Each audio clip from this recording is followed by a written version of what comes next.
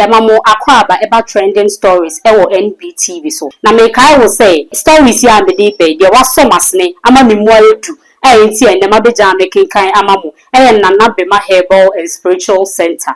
Now when you say NBTV there, say about trending stories. Issues are circulating. Me try and some are urgent the home na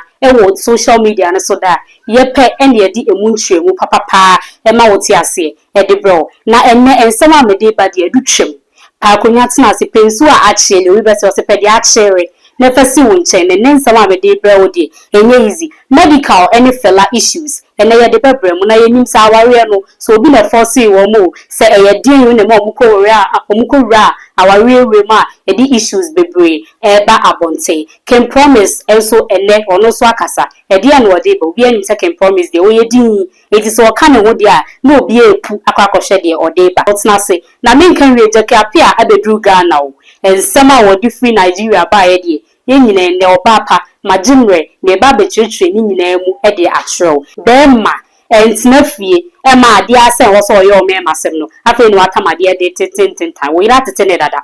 wa pradada eti edu anwumra be ma yo me masem ne wura ne enfra obi wura nana be ma se wo ba kotidin de adu pese me kire se be ma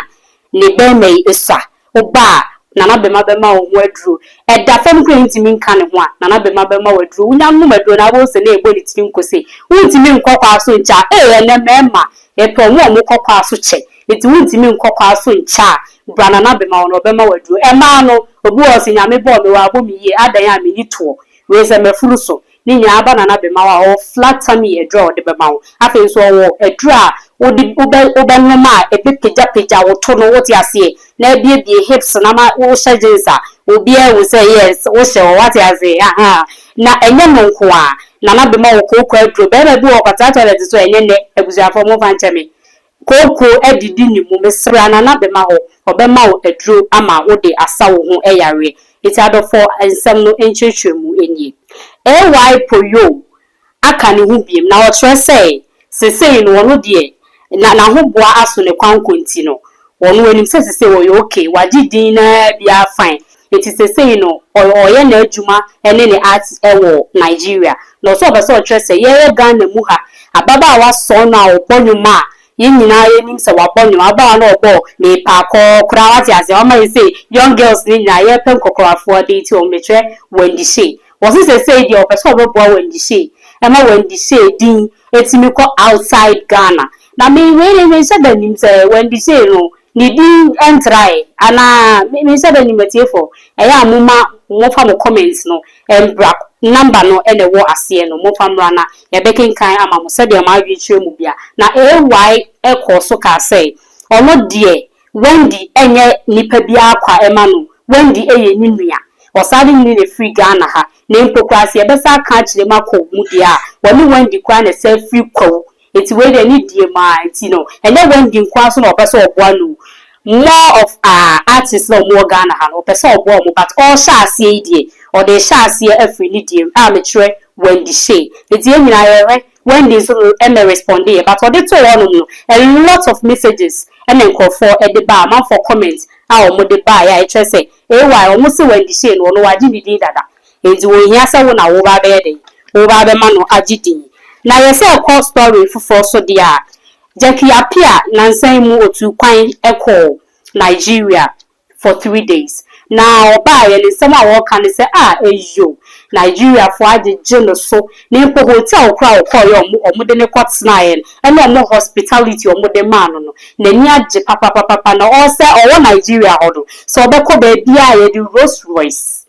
as ye Rolls Royce ka ye ba ye subri ya no eno nana wodi eye ne rounds e wo Nigeria so de okatre Ghana for say Nigeria na okoye no nani eje hopa no no die ebe for say abema wonko country bi age say Nigeria e na obeko can promise terminator abena yan fancy wa can promise say or the third studio album ba out na a lots of artists and also ya sa akode ya yin say can promise de wa yanyum bebre woni artists bebre woni out2bs for wonyum woni sa akode wonyum most of the Nigerian artists ne so woni bi wonyum enti o say the album no enche or the beba out na uko Instagram dey any jai album no to try kakra no di TV amanfo ti je se hu abeka se movie ba ye twa trailer no ta say sana can promise ye wo ho enti no ama amanfo nso pa aye iga so mo twen pa say album no be release na obia nso enya bi ahye na me the stories yi eba awie ya yesi pani dwa wi na esu asa some the stories yi be awie ya medical ne fella awari me de oba pa meti wari bu so ada na e for so ana said the name of obiga say wonnim ye nti ne kware o ne bla bla bla sa na na eti because medical and Debra a date no a lot of these things na ye hopi but momo wari ye na yes medical ne fella so mu jai and na yes issues we and yes nti e kwa de ni abre ye nim say mo de Ghana for ye adwen and e de na e di agro but as asem no idea as a yakwa no cre. If you say record 2023 fella grantee interview bi was Zion Felix TV. Na oka say ono die ne body no nyame na de man. Zion bisa say oba pa na obodi wa enhance na BBL ye nkofo ye supri omutui. Wa ye bia na fella say da bi on de nyame ene de adom no no kwa de wasa fafi ne maame ho. Ti bibia anche say BBL no wa ye bi na so issue is started by ye. Oh, medical better to.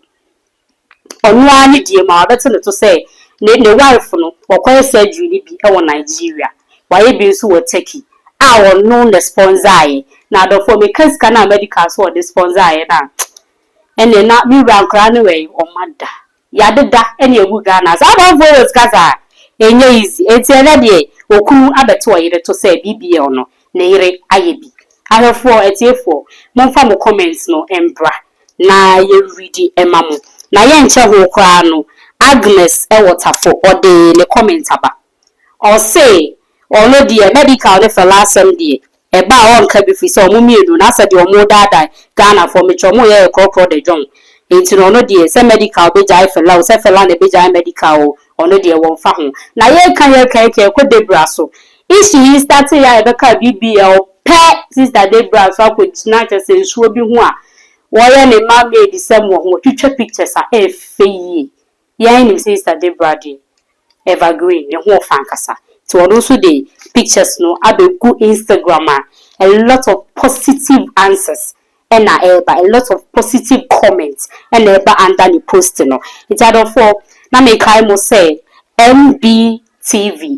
trending issues aha ene edibesi maami a oso yasne eye nana bema herbal and spiritual center wose be matiasia de be ma entnafie e ma ade ase wose oyo me masem no afa ni watamade de tintintan wo ira tetene dada oba nso a wo nso wafu wo tu apu akwa kogu wafu nso oba ma waduro na yese wanu no ma jese ni nyina akofom amato no be hu se we hye ha aha ti adofo edibesi aida na bema nso ase